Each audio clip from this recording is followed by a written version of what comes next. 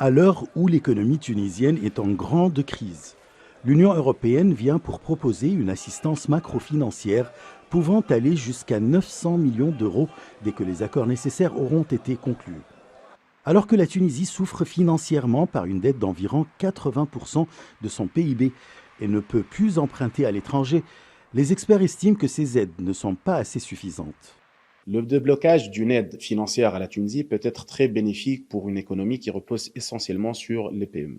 Néanmoins, la valeur de cette aide dépend de l'impact réel des fonds qui vont être versés à notre pays.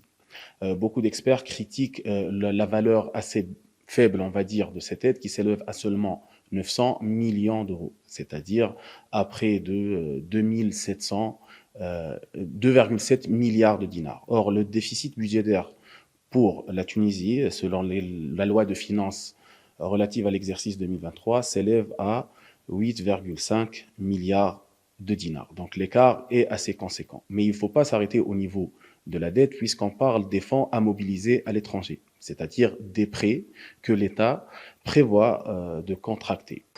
Les spécialistes qui estiment que cette aide européenne ne résoudra pas la crise économique en Tunisie proposent d'autres solutions pour améliorer l'économie nationale.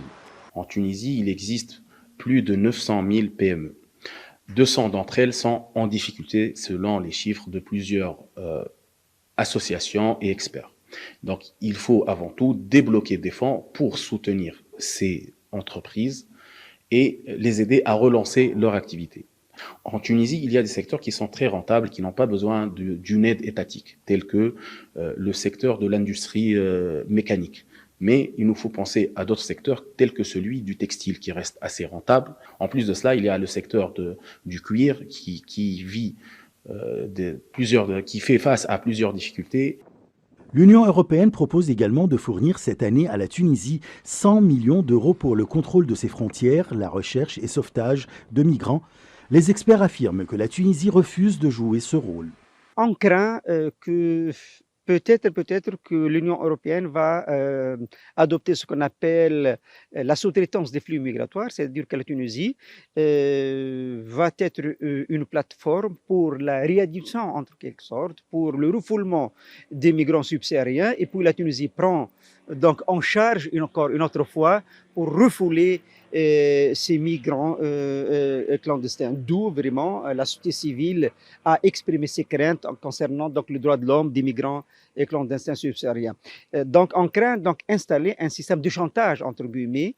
L'Union européenne va instrumentaliser cette crise économique et exercer des pressions qui sont extrêmement douloureuses en matière de migrants, en matière plutôt de droits de l'homme. Pour débloquer ces aides financières, un programme en 5 points est proposé par l'Union européenne, qui prévoit un renforcement des investissements en Tunisie, notamment en soutien au secteur numérique, des investissements dans l'exportation par la Tunisie d'énergie renouvelable. Ashraf Massoud pour CGT1 Français.